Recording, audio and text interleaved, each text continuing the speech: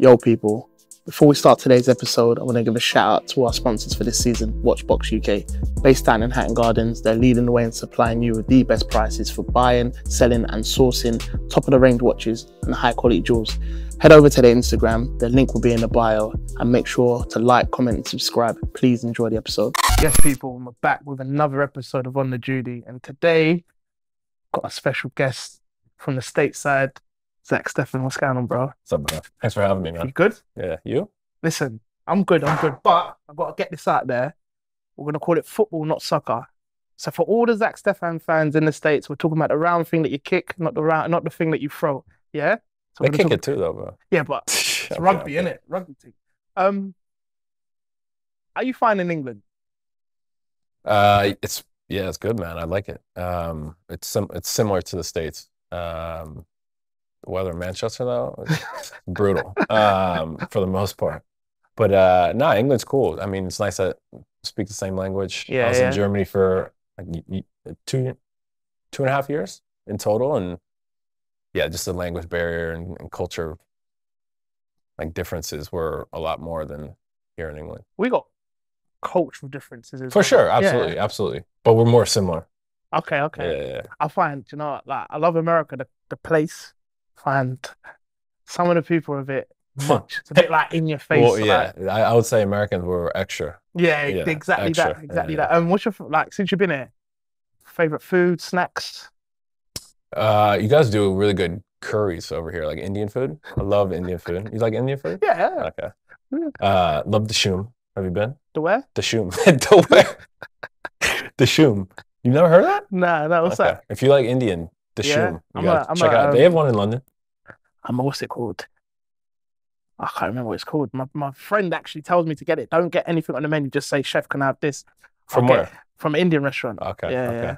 All right. What about snacks? With me, my friends are like they work for airlines, so I say, "Yeah, bring me back loads of snacks." Yeah, and they do all the time. Oh wow, good friends. So you're a big snacker. Yeah, I take the piss a few times. Okay, yeah, same. Snacks. I mean, if we're going American, I used to have these snacks growing up that I can't really have anymore because being a professional athlete. But like Cheez-Its, Cheetos. Cheetos. Yeah, we got that. Yeah. What's it called? The hot fire now. What's it called? Doritos. No, the Cheetos. Oh, Flaming hot. Yeah. Doritos though too. You don't do spice. I do spice, but no.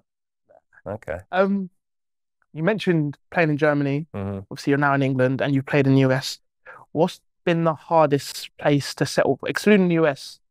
Like coming over to England, like weather up north isn't the greatest. Yeah.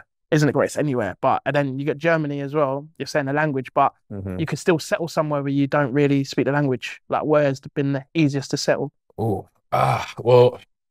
it's tough. I would say the easiest has been England. Yeah. That's also because I'm older, I'm more mature. Yeah. And I've learned from my mistakes, like in Germany. Because I was 19 moving there, coming out of college. That's crazy, yeah. So I was like, it's a little different vibe than I thought. And Manchester's a great city. Yeah. Not that I love Germany. Just for different reasons. It introduced me to some cool people. It was a beautiful city or a beautiful country. Nice people, just different. And different's not bad, but yeah, England is more suitable. Just the weather here in Manchester is bleak. But is it similar to like the weather in like Philadelphia, where you're from? No. Back home, sunny, bro. Is it always sunny? For the most part, yeah. At least like if it's like in the wintertime, if it's cold, it's at least sunny. So at least you're getting some sun. It's not like rainy. And it snows a little bit with global warming. Yeah. Obviously not so much. I find like states, like you got New York, Boston. I've been to New York, Boston, and they're quite similar weather-wise to England. Apart from, like when it snows, it snows. Yeah. I guess when you move more mainland, it's quite. Yeah. I guess you said you was 19, college football. When the opportunity to come to Europe arose, is that something you said, yep, straight away? Yeah. I knew that the team at Freiburg is who I went to when I was 19. I knew that they were like looking at me for a little bit. And so I had some time to think about it and kind of prepare. But yeah, when they finally like came with the offer, I was like, yeah, a new challenge to step up. I need to take that. So how does it work? You might not know, but how does it? So at college, obviously, you've got the whole, from what we see, the college lifestyle. Like it looks like it's the dream, innit? Like it looks as good as being a pro. Yeah. How does Freiburg then say, right, we want that goalkeeper? Why do you think they overlooked all the European young goalkeepers and said, right, let's go to the States? It's a good question, man. It's something you have to ask them. I mean, since you're asking me, you might have known how it works. I think what they said to me is that they like my talent and they wanted to develop me and wanted me to grow and for them to come from so far away and because I know, of course, we all know how good the football is here in Europe. It's very very honoring. Fair play, yeah. When I was 19. Yeah. Okay. Since you've been away, obviously there was a period where you went back at the start. Did you ever get homesick? When I first came or when I came back over? When you first came. Oh, for sure. I'm the oldest of 5, so I'm a big you're a big bro, yeah? Yeah, big bro, big family guy. So when I came over, it was like saying those goodbyes and at the airport and everything. And even now when I do that, it's still hard. Yeah. But that was those first couple times leaving was really, really hard. And then because I'm going over there and I'm 6 hours ahead from everything and everybody I know. And it's crazy because the difference between Germany and here is just an hour. And it's like it's like a whole day. So yeah, it was definitely tough. And just living on your own in like a new place, like that's, especially in a new country, like that's not easy for really anybody. Out in the dorms just and gotta stuff. Embrace it though, yeah. Oh, decent. Now, well done, man. Like you're here, you survived, you got over it. Yeah. How do you handle? Obviously, there's banter in every sport. I feel like English banter or football banter, especially over here, is quite wild. How did you handle that? Was it a shock to you? Poof.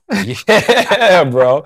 You guys are definitely more cutthroat over here. Yeah, but it's all fun. Of course, it's the best. Some people take it over the top. I haven't really been around people like that. Thank the Lord. Not yet, at least. But it's funny, bro. But it's all just bonding too. It's all team bonding and building that chemistry, and that's what you need. And so I find like when the banter is at the highest, that's when you guys are like with each other. Who's the funniest at City? I've got a name, but I'm gonna let you speak and then. Kyle Walker. Kyle Walker, yeah. I thought it was, one of them. I thought it was Grealish, but go. Oh, yeah, he's him. I'd say him, Kyle, and like John Stones is like a silent, closet, goofball, bro. Clown. I'd say them too. Fair enough. Okay, cool. So let's go back to when you was a kid. Why football? Why not basketball and NFL, football, American football? Hockey, all of that stuff. Yeah, well, looking back now, I wish I did. I did play NFL or basketball. Damn. I played basketball and baseball, and I didn't play American football like officially just because of how physical it was. My mom didn't want us playing that or want me playing that. And I was just best at football. So just naturally. Just naturally, yeah. So I started as defender, and then I went to goalkeeping. A couple of years later, and then. My mom and I would always have a football catch in the backyard or whatever and not be always diving around. And so when I got to play in goal, it was just like being in the backyard, diving around. So I guess I just kept doing well with it and kept taking me places, and here I am. Fair enough. So started as a defender and going to goal. Was you not a good defender? Or was it a chance to go? Nah, I was a good defender.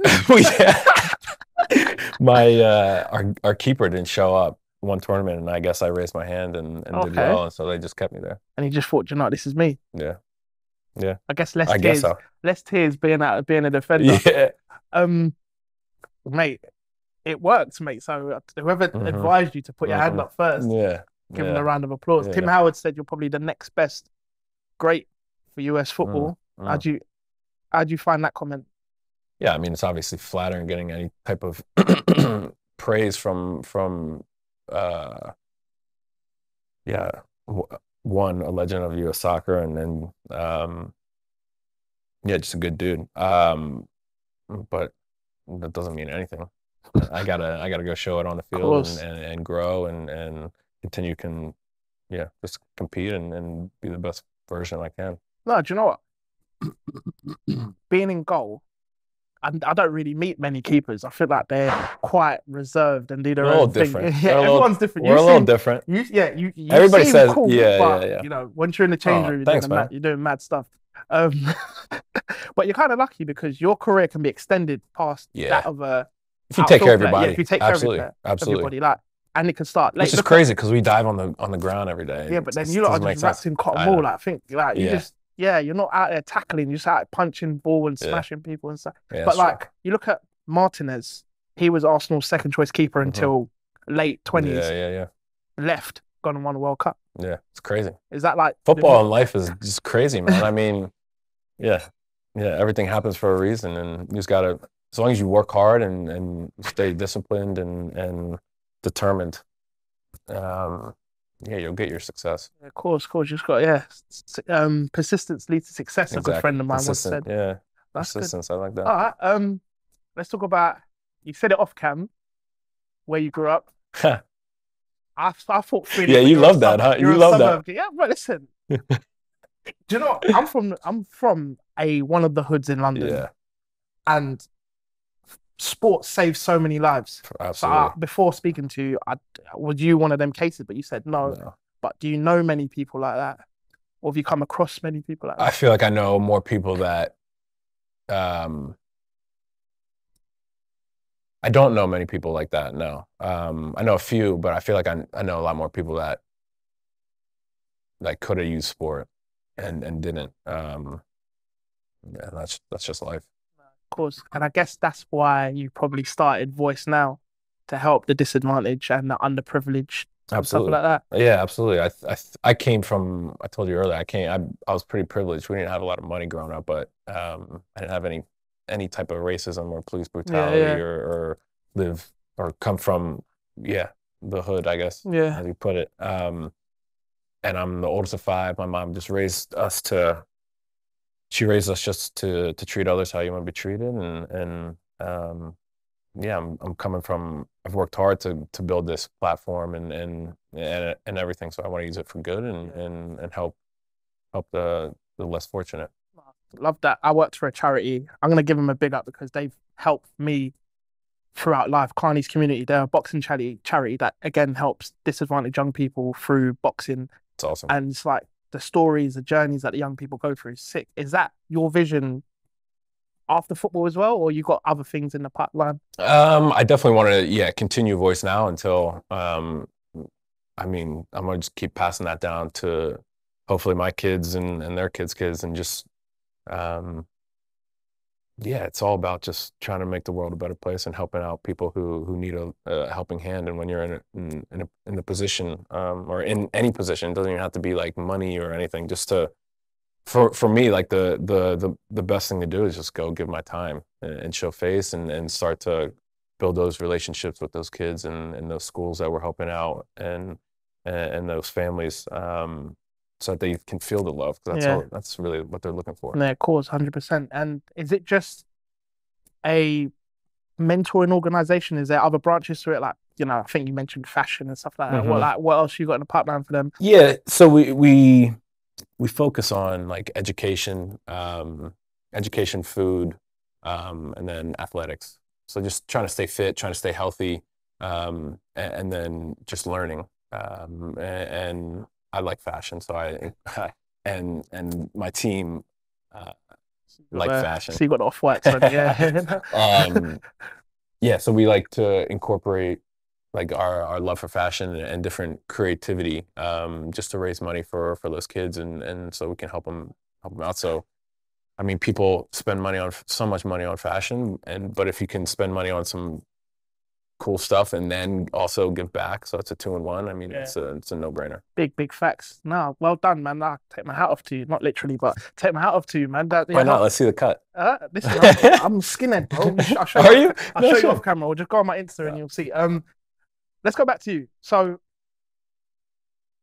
when you're going to college, I've skipped high school. You're going to college. From what we see, or from what I see personally, like I watch basketball films and all that. College is like the next big step, and you get offered basically deals left, right, and center. Yeah. Is that the same? Was that the same for you?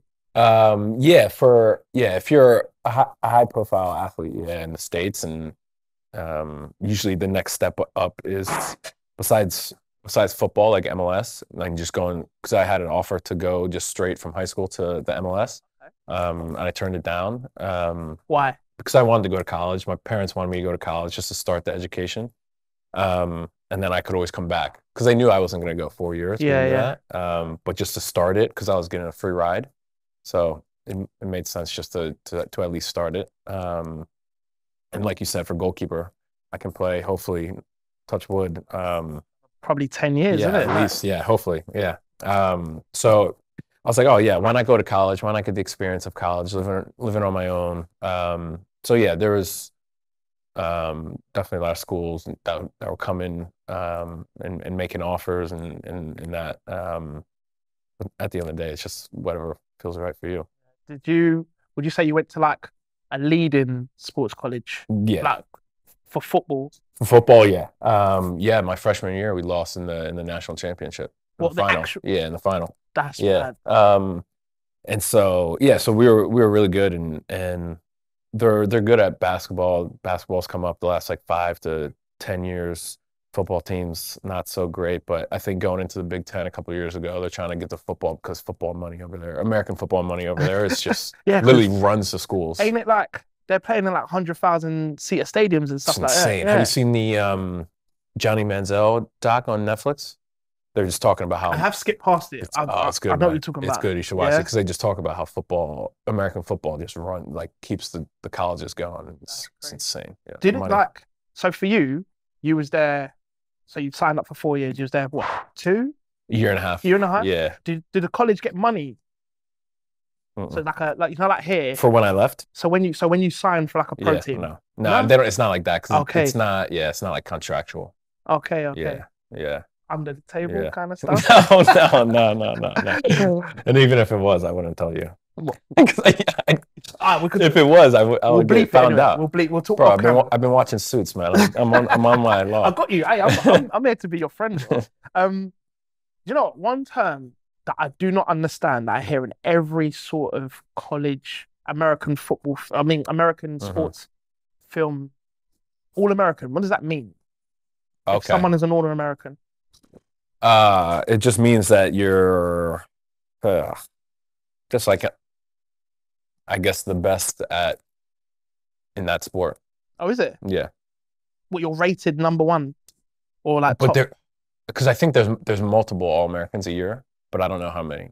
But when they say All-American, it means like you're the best at your sport. So you're in that group. Okay. Yeah. So you could be All-American goalkeeper and they put it like All-American. Yeah, I guess they did say All-American goalkeeper, but I think it would just go in the category of all like soccer or. It might sound football. like a mad question, but I promise you, there's probably thousands of people that are going to watch this. I think, oh my God, that's what it means. Okay. Yeah. Because people just say it. Like I said, we're extra, so All-American. I mean, it means I thought it was just like it could mean differently. Schoolboys, we have you get called up when you're a kid, or when you're going through school to represent England, and you get a little cap and stuff like that. So, to represent them for football. Yeah. Okay. No, it's not like that, because we have the national team. Okay. Yeah. That you get called up into when you're young, but All-American is just another accolade, I guess, that they hand out. I don't know. So I'd have to look it up to actually know what it is. I'm not going to read it. Yeah. None of it makes sense. I tried to do it. None of it makes sense. So when you're playing, you're in after your freshman year, your name's buzzing about. When a club comes in for you, is it right? Like, let me go. Obviously, you did pick to go and pursue it, but isn't there a part of you that's saying, right, let me just stay and enjoy college football a bit more? Of course. I mean, I was comfortable and I was having fun, but I knew that fun or just sports fun or both fun on the field, on the field and off the field. It was fun. College is a good time. But I just knew that if I wanted to continue to grow, I would have to leave, just become uncomfortable. Yeah. How did you find the difference? Because you're then stepping up into like men, like Yeah. college, everyone's your age group and Yeah. you know what you're up against. Now you're in a totally different ballpark. You're playing against men and it's daunting, isn't it? Like, Yeah, absolutely. I mean, it becomes my job. yeah, exactly that. Yeah. It's funny because I joke to my friends like, "Oh, I'm going to work," and they're like, "Ah, work." But yeah, I mean, it became my job. You got to show up every day. You got to, not that I didn't do that in college, but it just got more serious, more pressure. So yeah, there was definitely like some growing pains and yeah, just some lessons learned and stuff. But it was fun. As long as you had fun, mate. Yeah. Was it explained to you when you was coming over that you weren't like, so you didn't go straight into the Freiburg first team, you went played second team. Yep. Was that all explained to you? So you expected? So I went over in February, so I think we did it. So I was with the second team for that half of the year, and then went to first team. Yeah. And you said you learned a lot. Give me like a couple of things that you probably picked up. Yeah, I think that was just like where I first learned how to become a professional. Just consistency and gym time, and that's where I first saw everything. I didn't do all that. Serious? Well, I didn't start doing full-time gym until I don't know, 20, 22, 20, yeah. 21, 22, 22. Yeah.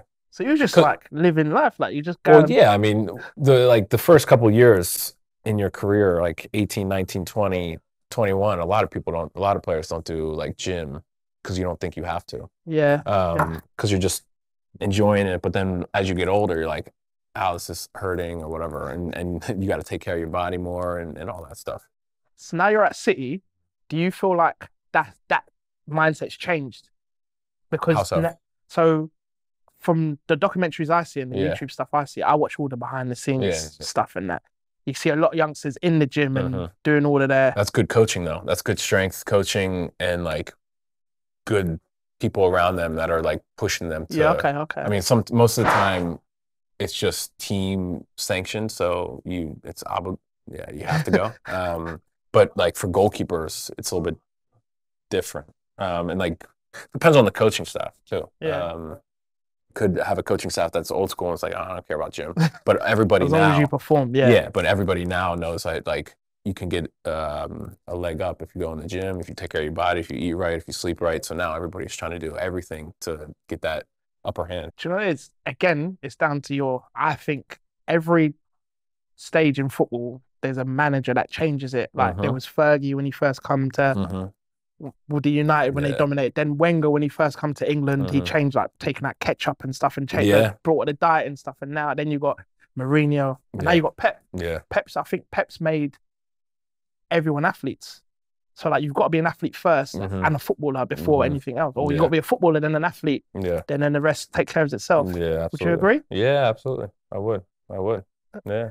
Okay. So would you say at Freiburg things didn't work out for you? I think I was fairly happy on the field, playing football is just, it's fun because you get out there and you're just playing it and all your worries and everything that you're dealing with off the field goes away. Yeah. But then you come home from work or from training and then you're at work. You come home from training and you're sitting by yourself in the apartment. So as I said, I mean, it's tough because of course you want to be I want to be by my family, close to my family, and all that. But there's sacrifices you have to make, and so I think everything happens for a reason. So I came back to the States and for a reason. I found my love for football again and for just being closer to my family and having that sense of or that community around that them get to come into my games and be a part of my career. Yeah, of course. Because without them being part of my career, it's what am I doing this for? Big facts. Yeah. All your little brothers and sisters. Yeah. Sick. When did you then become an established MLS goalkeeper? So I went back in July 2016. And then that was like the middle of the season there. They had a goalkeeper, and then the next preseason they got rid of their goalkeeper, and then from that preseason on, I just took over. Oh, decent. Yeah. Okay. You need to pick, yeah? Would you prefer to get picked for the All-Star game? Yeah. Or what? Or make it to the MLS final? Is that a silly question? Yeah, because I've already been to the MLS All-Star game, so I picked the final. But anyway, I picked the final, I think. Are you serious? Yeah. Yeah. But All-Star game is like a big thing. Yeah, it is cool. It's cool because the way America does it, they do it for like a weekend, and so you go there for a couple of days, and you get to meet all these celebrities. You get to party. You get to, yeah. I mean, you're like the hot shot for a couple of days, so it's sweet. It's a cool experience for sure. But yeah, I'd say the final. And they do all them like challenges and stuff in the game. Yeah. Well, so they've done that in the past, but now they've really enforced them this past year. TV money, innit? Yeah, it was good. I need some of that, boy. I need some of that. Trying to think. With Messi going to Inter Miami, it's proper like good time for MLS, innit? Yeah. How do you think, like, because like, so you've got all the young America, like yourself. I think you like were like one of the first waves. Then you got Pulisic, Timothy Weah, Tyler Adams, Tyler Adams, Brendan Aronson. Loads of you coming over into thing. Like, do you think that will then boost the scouting over there? Yeah, I think the scouting over there, it's already been over there. Yeah, but I think it'll continue to boost the scouting. Yeah, of course. Because now I think games are coming on TV or like they're broadcasting a lot more on TikTok, on Twitter. Absolutely. And I mean, obviously the higher the clubs are, the more scouts they have, and the farther they go and scan the world for better talent. So I think that they'll always be over there, and now it's probably more of a little, okay, Americans can ball a little bit. No, to be fair, it's all down to the coaching, isn't it? I think for sure. Well, that's the thing. You guys can ball. Yeah, I'll give it to you. But that's the thing. Like every kid plays football growing up from like 5 to 8. Yeah. Every parent throws kids in to play football, and then there's just so many things in America that you can do that kids just go in so many different ways and avenues. You're saying football's like the first sport they play, and then they spread out. Oh yeah, it's the easiest. It's the easiest to play. What? I'm like in terms of like throwing kids out there and you just go. Okay. Like whereas because kids got to get like strength to shoot a basketball, you know. Play football. To kick a ball as well. Yeah, but it's easier to kick a ball than it is to shoot in a hoop. I'm not saying football's easy. Okay. I'm saying it's the best. I'm saying it's the best. Back in football, being hard. Did you throw your kids in football yet? I got 2 girls. Yeah, they can kick a ball around. Yeah. Can they shoot a hoop with a basketball that's like this big? It's harder. It's just easier. You got me. 1-0. So yeah, okay, 1-0. So so every kid plays, but then they just go off in different stuff. And our coaching over in America, it's just not the system because it's so big. It isn't. They're trying to like create a better system now, but the coach, like some coaches over there, you'll get it, and it's just like dads and moms. We get that like here, coaches, but I think depending on the club you play for or the club your child plays for, it's every dad or coach has got to go through that, go get their coaching badges and be registered. Okay. What age does that start, do you know? Is it young? Is it young? So you get grassroots from like... Yeah.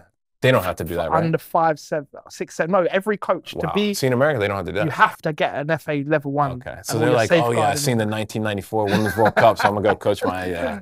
Nah, none of that is proper stuff. And then up until under 12s, then it becomes competitive. Before that, it's just round robins. Like they try and group the best teams together, but you all just put into any random league, and then you play like everyone. Depending on your results, they move you up and down. Okay. Then under 12s is proper leagues and stuff like that. Yeah, that's nice. Well, I mean, obviously, what you guys have over here is way better, and that's what the MLS is trying to create. You'll get there because the teams. The team you got now on paper is bonkers. Yeah. And the league's only like 25 years old. Yeah, true. 26 years old, so it's like compared to you guys. Do you So you're doing your thing in the MLS. Who's your Columbus Crew? Yeah.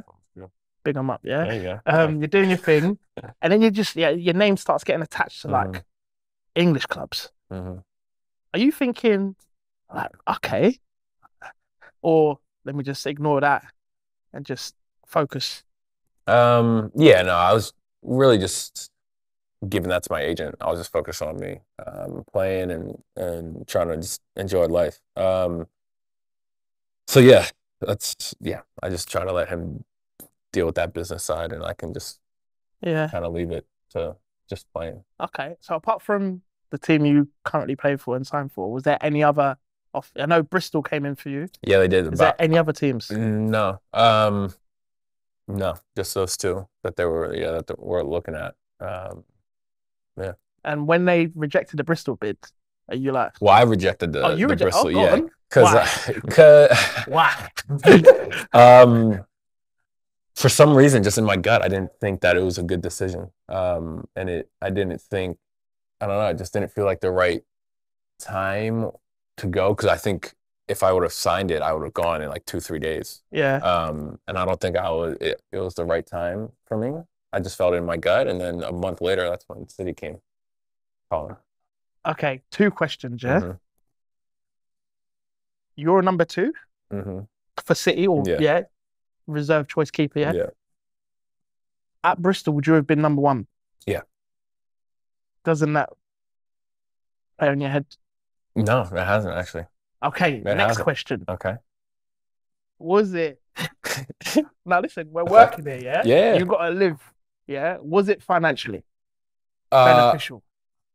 What, going to Bristol? Going to City. Oh, yeah. Of course it was. Of course it was. All human. Yeah. I mean, work. If you're an American playing football and Manchester City comes, I mean, of course you're going to go. Of course you are.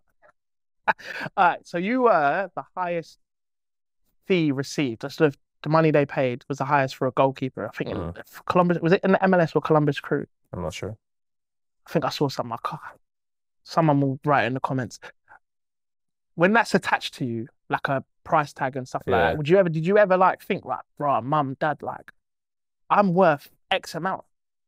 Do you ever think of that? Of course you think about it, but I've never said it or tried to like dwell on it.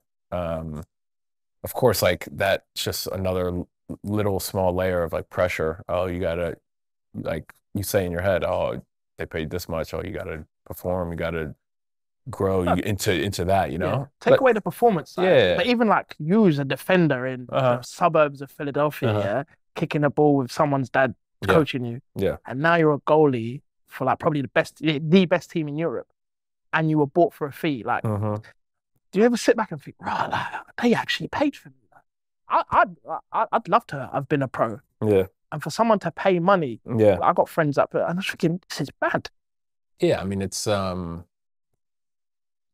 they always say like it's hard to see something when you're in it. Yeah. So I feel like when I'm done playing after the fact, I think that's when I can actually like sit back, and because I mean it's something I expect.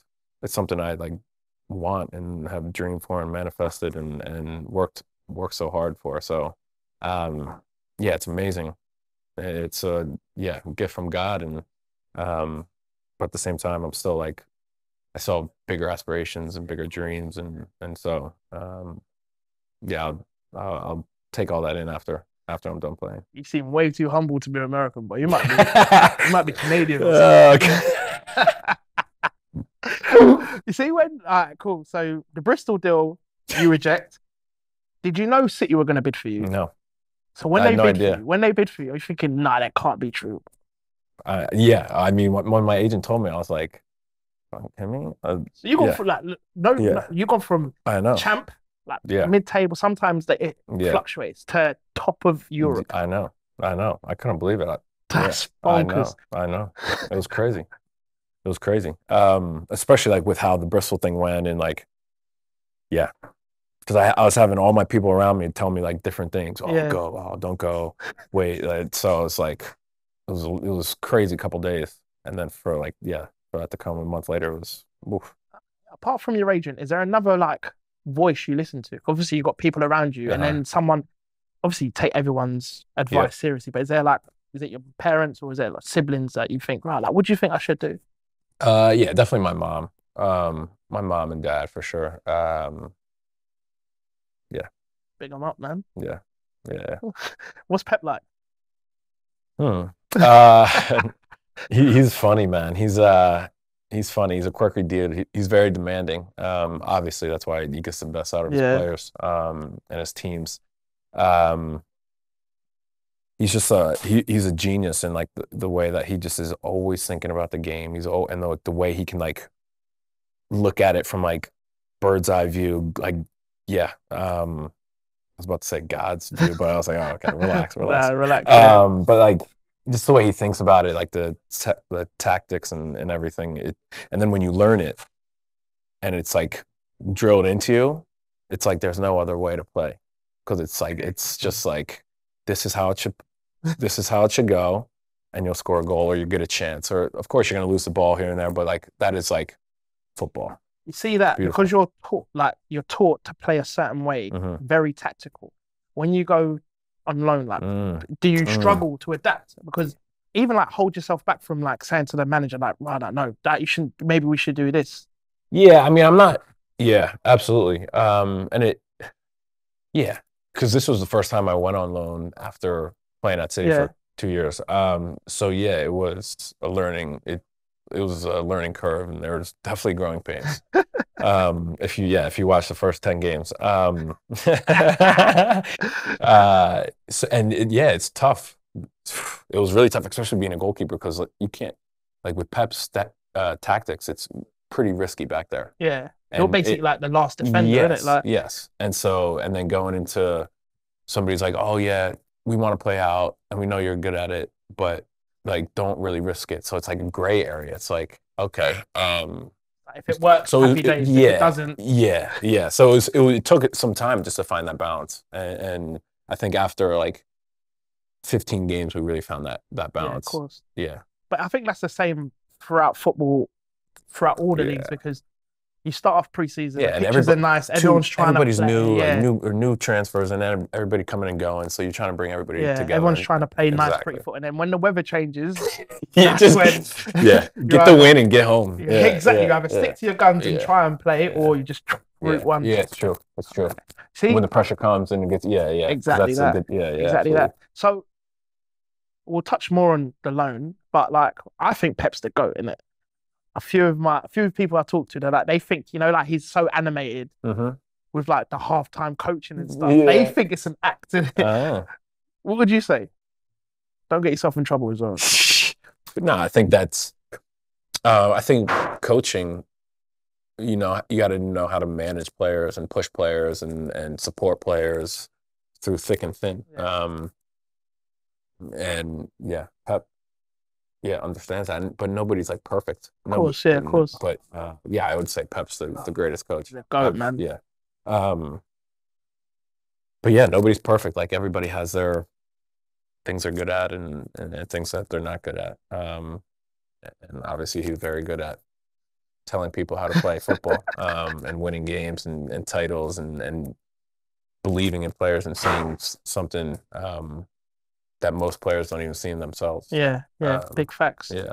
Nah, also, don't know if you can release this information. What's the secret to like keeping the harmony? Because you've got so many stars that come from different clubs that were playing every game, and now squad rotation. Yeah. I don't know. I'm just gonna ask it anyway. Yeah. Is there like people that moan and be like, oh, or like, is it always everyone's like buzzing for each other?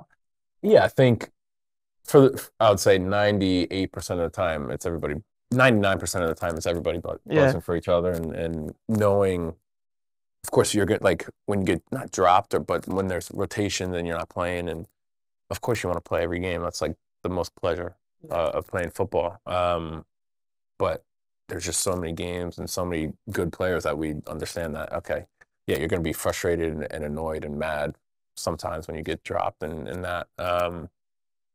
And that's your pride and ego. But once you put that to the side, the team's right there.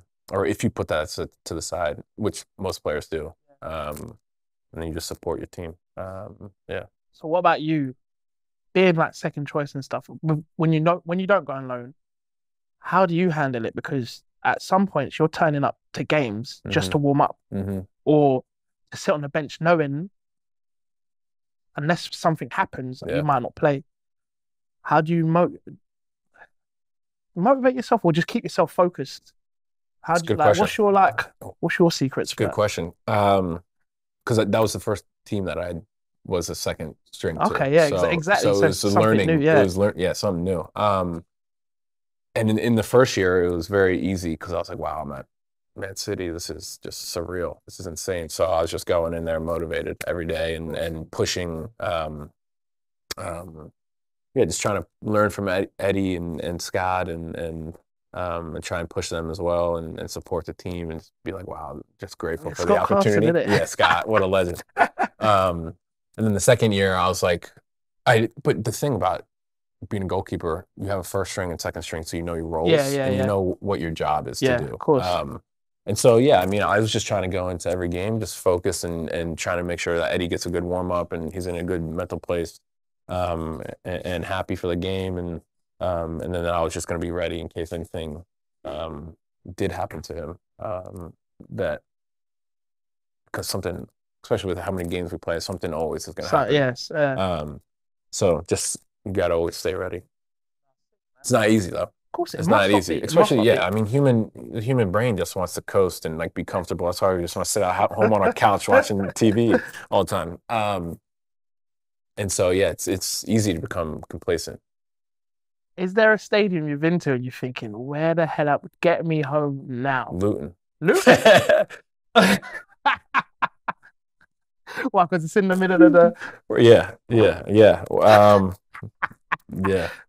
Just walking on. Yeah, of course, walking into the changing room first of all, like you barely could change because you're just like elbowing and then kicking the player, your guy next to you, and then just walking out.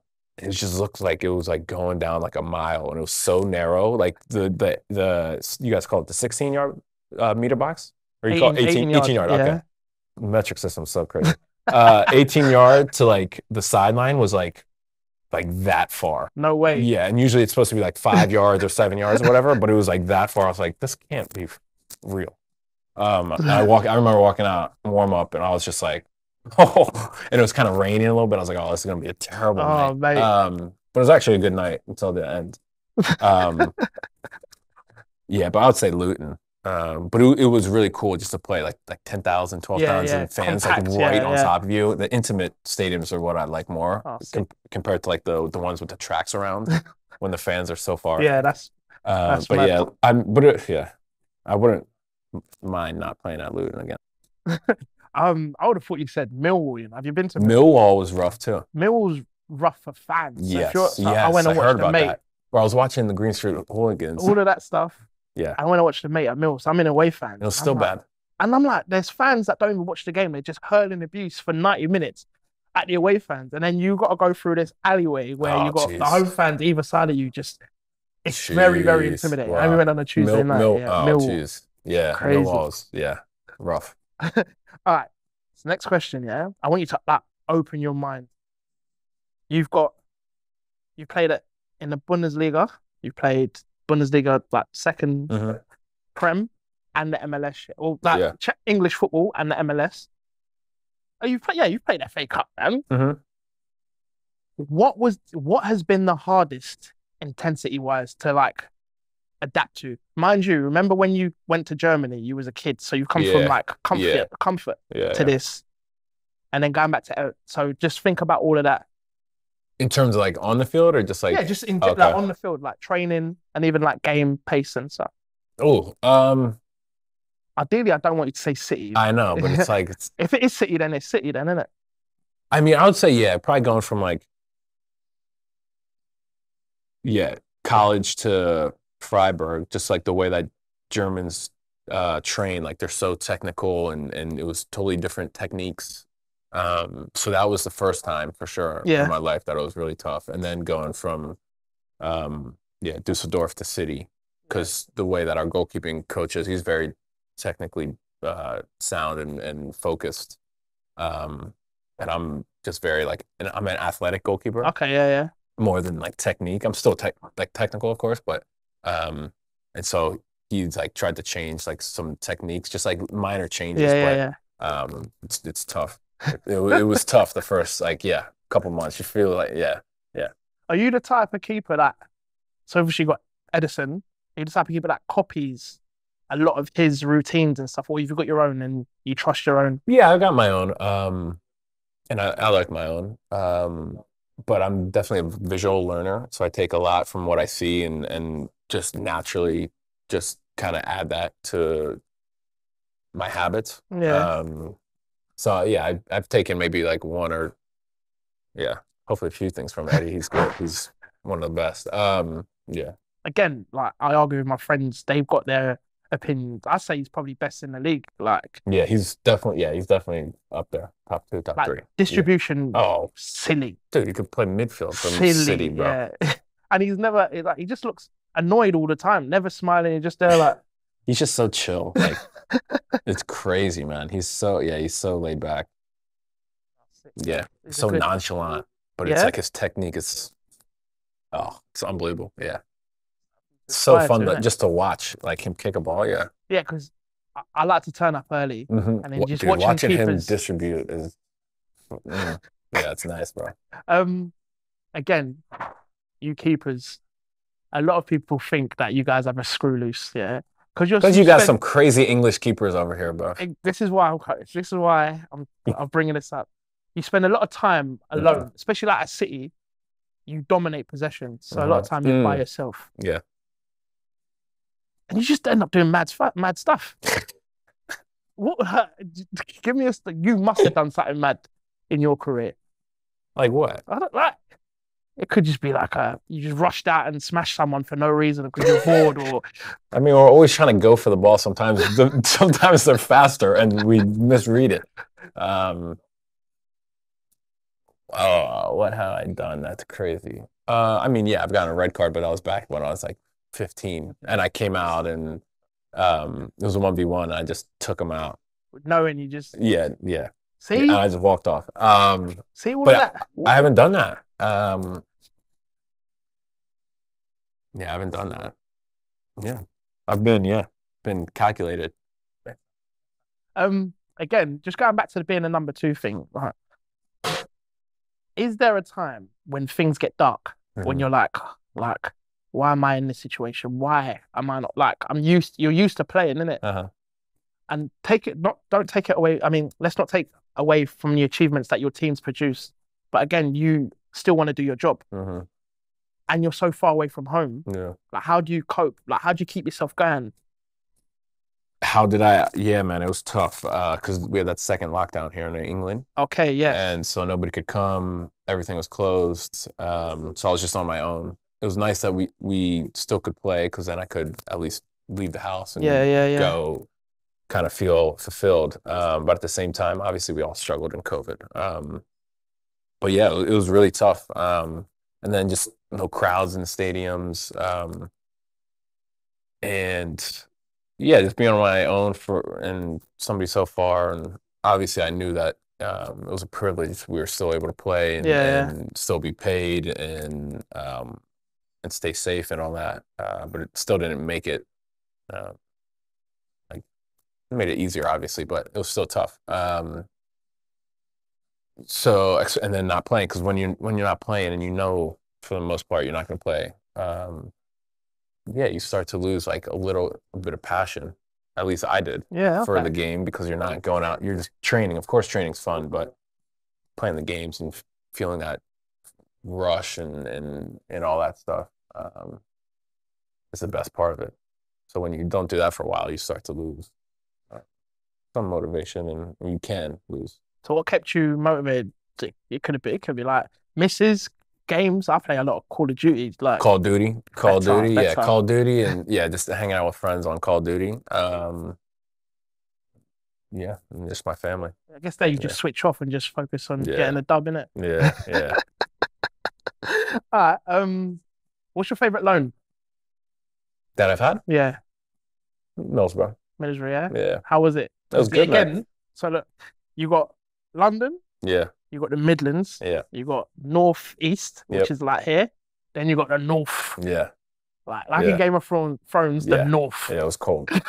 Bro, there's some days where I must have like terrible circulation in my hands and feet, bro. Because my hands, I mean, there was a couple of trainings where I was like, I don't even want to dive because the ball's like it hurts, like, because it got so cold. My hands were Yeah, but that's numb. I normal up couldn't, there. yeah. But it's more like home because it was sunnier than it was here in Okay, Manchester, yeah.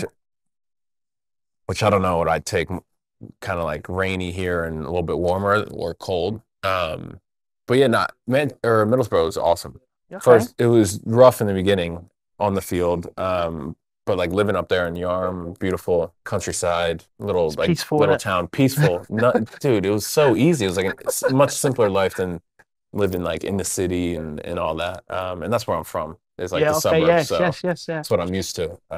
Is that what you prefer? I I mean, I would like I right now I like living in the city, but I think ideally a house, get it with a yard, and Yeah. then be 30 minutes, 20 minutes from the city. So, That'd be ideal. so I'm from South London, Yeah. and I've moved out not Hmm. too far, but to the suburbs, and Yeah. it's like How do you feel? sometimes I think like, You miss it.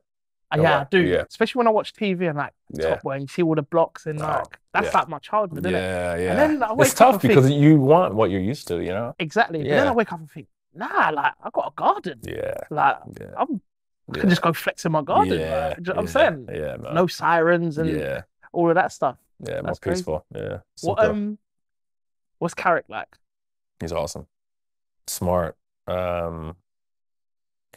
Yeah, smart. He's um definitely like a player's coach, like because he's so fresh from retiring. He remembers what being a player feels like, and so he handles the players and manages the players well. We'll have conversations with the players, That's decent. if if they're not playing. Um, just gets it, just understands like the whole. He's just wise. He's very wise. He knows how to push players. He knows how to like teach like tactics like progressively, not Okay, to yeah. just throw everything out at once. Yeah, and just a good guy. So yeah, it was a pleasure to play for him. It's a very good way of thinking Yeah. about it because again, he knows how what you're going through, innit? So Yeah. if he's having that conversation, Yeah. man management, player management, Oh, it's it's like so key. important. Yeah. So important. Especially nowadays because Yeah. everyone wants to play and Exactly. you know what I'm saying? And everyone not everyone's a goalkeeper and they don't know their roles. Yeah. Everyone thinks I should be Yeah, playing. You know what I'm absolutely. saying? That's sick.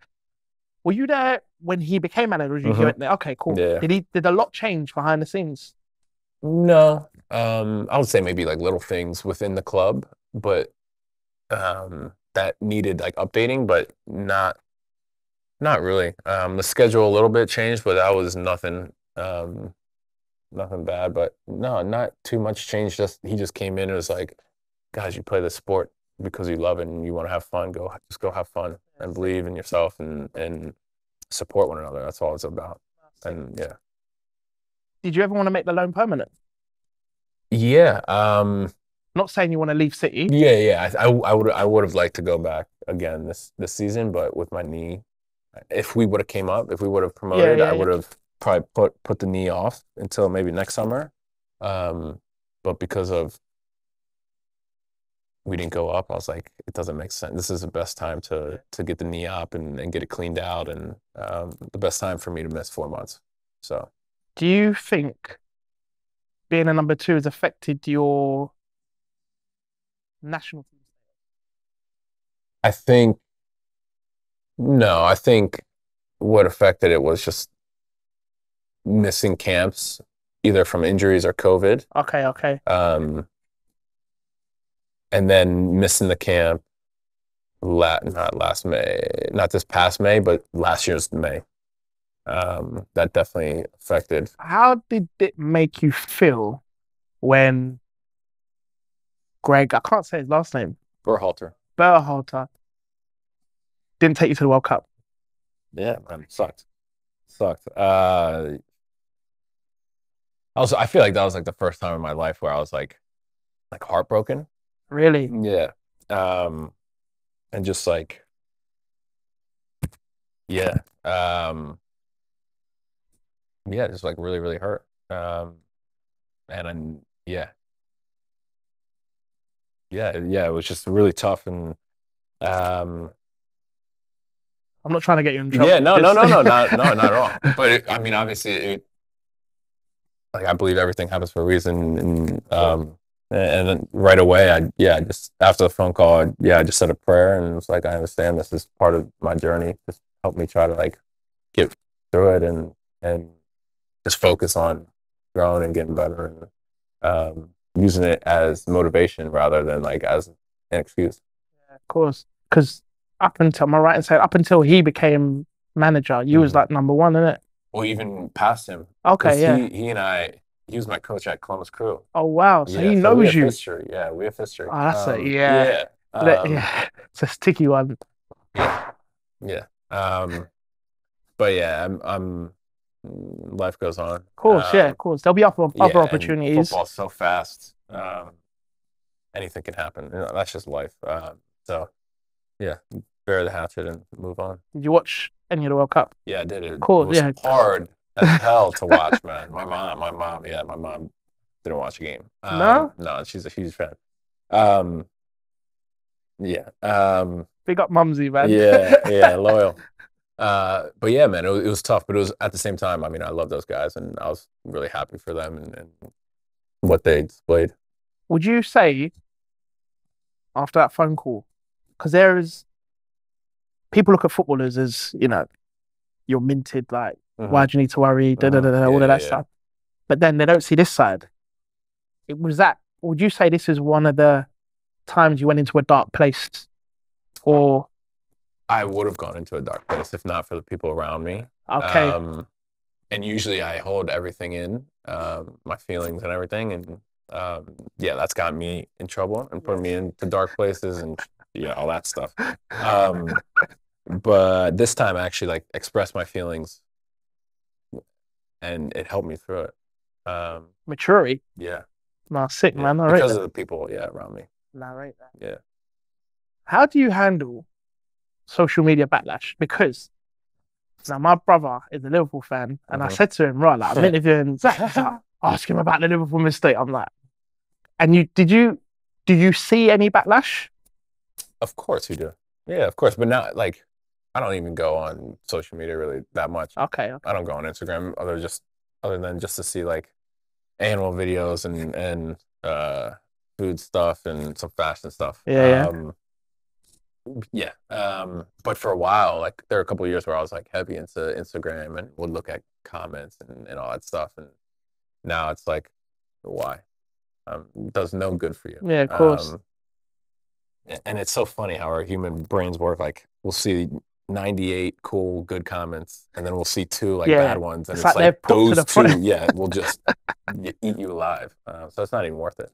And I feel like you're quite lucky because you're at City and you rarely slip up. Like, do you know what I'm saying? Like last season, I thought Arsenal were going to win the league, and then you lot went 20 games unbeaten or something crazy like that. And then, man, it's bonkers. Like, I just don't understand how, like, especially like here, you get the players that will racially abuse like black players, England players, and then they'll cheer for them if they score for England. Insane, bro. It's insane. And like that's one I can't. Does that happen in the States? Like, do you get trolls in the States?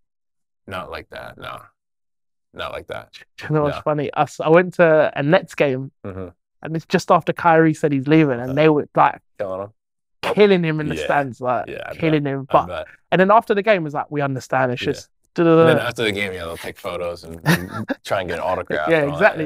Like if he turned around and shook your hand, you would say no, but I get it. Yeah. No, it's funny. Yeah, they'll say that all on social media, but then they'll come up asking for a photo and all that stuff. This is what I meant to ask. Now, how do you feel when you see reports or like you see things said about the US ladies team and about equal pay, and because they perform better than the men's, or they say they perform better than the men's? Trying to set me up, huh? No, I'm not trying to set. I'm trying to word it so I don't get in trouble. Like, why do you even bring it up, bro? Oh, mate, sorry, man. Sorry, it was at top of the list, and do you know what I'm saying? And the lady that done it missed the pen, so I thought, you know what, let me just ask. You know what I'm saying?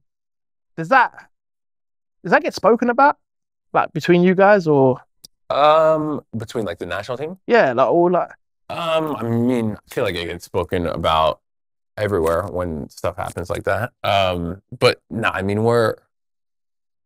we support like I feel like the history of the two national teams, the men's and the women's, had some heat between them. But no, I mean I fully support the women's team and those players, and a lot of those girls are have helped me with Voice Now and supported us, and so no, yeah, that was an unfortunate night. And then with the whole equal pay, I mean, I try not to even like worry about it or like focus on it or talk about it, because it's like, it's understandable that they're asking for that. Yeah. But like for our deal, I want to say for the national team, we just tried to do like not retroactive, but like a percentage of profits. Yeah. And that's what I think that makes pretty much sense. Yeah, of course. Or pretty good sense in terms of, because the national team, when we go to the World Cup, there's so much more money in the men's World Cup than there is in the women's World Cup, and that's just how it is. It's all down to like how much money is generated. Exactly. Exactly. Yeah. And I think, not to get myself in trouble, I think that's overlooked, and they put it down to what they've achieved. Yes. And fair enough that you've done amazing. You've done sick. It's like amazing. you've been probably the best team in the world for like the last few years, but then no one's watching. Like as bad as how it is. Yeah. Like, only now. It's the facts. Only now, because the World Cup's it's amazing. Yeah, it's the mad, Euros a couple of years ago with the England, and what they did for the girls here in England is big amazing. Facts, So I it's feel only like gonna grow. I mean, you can't fucking like life doesn't just go like that. You got to go like slow baby steps. Yeah, and it's like So I feel like it's fair that they're fighting for themselves. They're fighting for themselves, and they should realize that the next generation will be better off than you guys. You guys laid the groundwork. Absolutely. Big facts. Okay, playing football in England, UK music. You a fan? Yes, I am. Go on, give me who you listen to at the minute? I mean, I love Dave. He's cold. Yeah. But I am listening to offers or suggestions for rappers. Yeah. Fredo? I don't know. Okay, yeah, have a listen. Who else is there? Nines, okay. Yeah, Fredo and Nines. Okay. Yeah. Fredo and Nines. Okay. Yeah, that's it from me. I think that's what it is. I do like UK rap though. Yeah. I love the beat. I love the accents too. Oh, the drill rap. Yeah. Do you understand what they're saying? Sometimes. Okay, what about US music? What are you into? I like a lot of stuff. I like obviously rap, hip hop. Yeah. I like dance, like I don't know, DJ, EDM, I guess, not like hard house. Okay, but like, just like that type of music. I like Mumford and Sons. Yeah, that's the white part. Yeah, that's the white of me. But I do like their music. But like, what would you call them? Like, I don't even know. Indie pop. Yeah. Okay. I like that. It's good it's good little chilling vibes, isn't it? When it's just on, you're not really listening. Exactly. I won't make my playlist now. Just to wrap up, being a goalie, give me a couple of names as the deadliest finishers that you've come training and in games. Deadliest finisher. I mean, Riyad Mahrez. Yeah. Just like he's the king of the chop, boy. Yeah. Him. I mean, Kev is pretty lethal.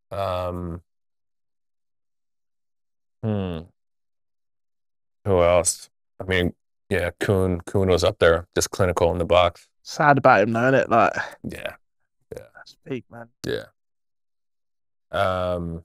I'd say them. I mean, oh, you haven't even had a chance to train with Haaland, didn't it? No, thank God. I probably retired.